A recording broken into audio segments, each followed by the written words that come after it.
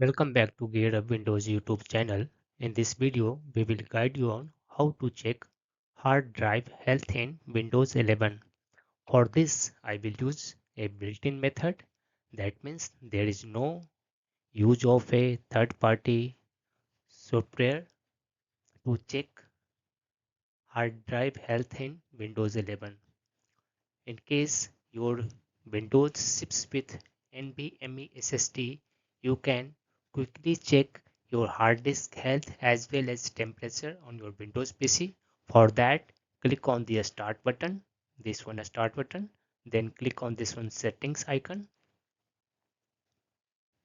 then select here system option, then click on this one storage option, then click on this one advanced storage settings. Here you need to select this one option, disks and volumes. Now find your hard disk or SSD. Click on this one properties button. You will see your SSD drive health.